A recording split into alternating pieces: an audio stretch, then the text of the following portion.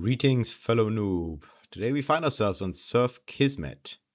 Now the point of these guides is always to make surf as easy as possible, not as pretty as possible. So what you're currently seeing is about the sloppiest, shittiest, nastiest way to surf the first 90% of this map. That's really what it's all about here, because what matters on this map is the end, not the beginning. Because the thing is, the beginning you can more or less improvise if you have a basic understanding of the layout of the map. But the end you cannot improvise. You have to practice it. And if you practice it enough, you get a high enough chance of success whenever you reach it. And then, eventually comping the map will just kind of happen. All right, around here is where I'd set up a save lock. Because now we slowly approach the end. This part basically sets up to it. Now we go through a hole in the wall, hole in the ground, and then just a series of ramps, a bunny hop, and just continuous spins. And then a long spinny drop into the end zone. Alright, now let's look at this again in slow motion.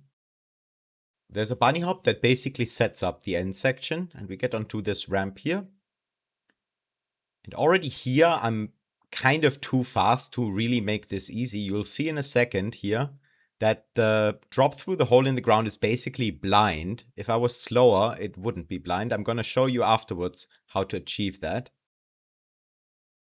Now I skipped the first bunny hop. For me, it just always turned out that I would skip the first. In theory, you can do both. And I take the second bunny hop. So what matters about these platforms is these railings in the front. You just basically have to dodge them on your way out, and that's pretty much it. Now on this split ramp, the ground in the middle cannot be bunny hop, that kills you. Now we have another sort of like generic ramp that speeds us up into the final drop. You just have to turn according to your speed. You go across the square and then you turn into the end zone. So the actual end zone is only the ring on the outside that I painted in green. Everything that's red kills you instantly, and everything that's yellow may or may not bring you into the end zone if you hit it. So what happened more often than not for me is that I would simply crash onto this slanted part of this middle thingy, and it would bump me into the end zone. It's not really reliable, but I'd say it's kind of like 70% reliable. Alright, and finally I wanted to show you a way to slow down before the end section. It's not that easy because there's just very limited space, but the best way I found is to simply slam yourself into this ramp a little bit, and then maybe do some exaggerated air strafes to slow down even more. And now the drop through the hole in the ground is much easier because it's no longer blind.